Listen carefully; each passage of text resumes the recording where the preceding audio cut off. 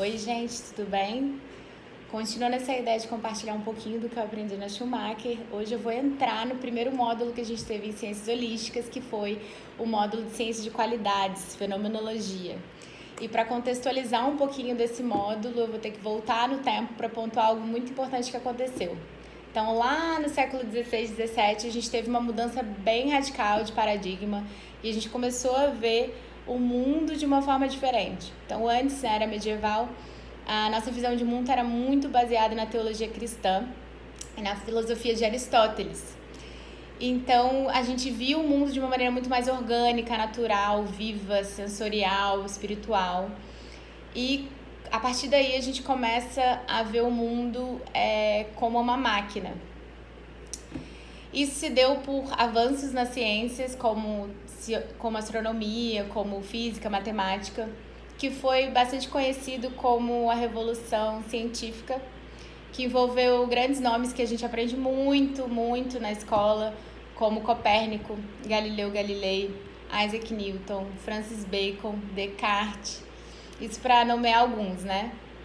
E aí, a partir daí, a gente começou a ver muito, não só fazer ciência, mas a gente começou muito a ver o mundo como muito mais cartesiano, muito mais mecanicista.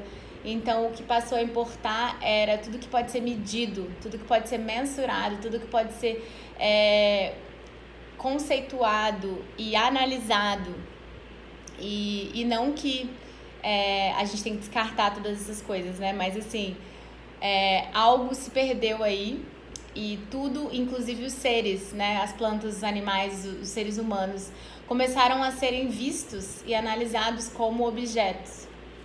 Muitos filósofos, muitas pessoas foram contra isso ao longo do tempo, né?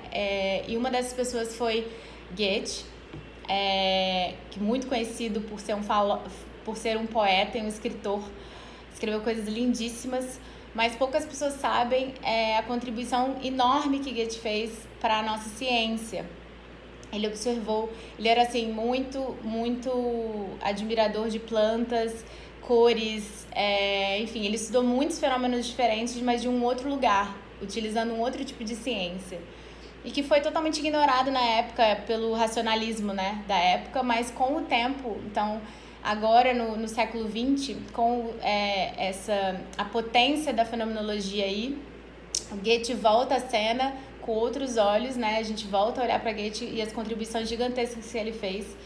E aí para falar um pouquinho, né, da ideia de Goethe, na questão da fenomenologia, a forma de olhar, né, para o fenômeno, que Goethe, ele fala que a gente não pode olhar para o ser, para o fenômeno, como um objeto. Então, por exemplo, se a gente está observando uma planta, ela é um ser vivo ali, né? Então, a gente não pode, assim, a gente tem as características físicas dela ali que a gente não vai ignorar, né? Não vai fingir que elas não estão ali, mas o que ele fala é da gente ter um olhar mais holístico para o fenômeno, para a gente poder observar aquele fenômeno não só com os olhos, mas para a gente fazer essa observação com todos os nossos sentidos, para que ele seja muito mais profundo, para começar.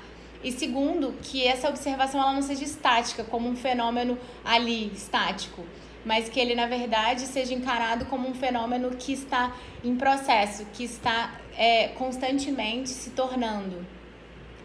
Então, ele não é algo que está ali, que já ele está se tornando o tempo todo.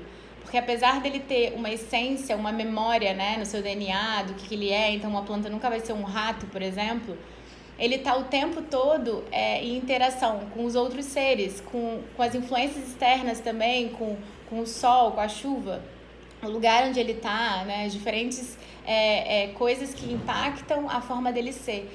E isso, juntamente com essa memória do que ele vai se tornando algo novo a cada momento.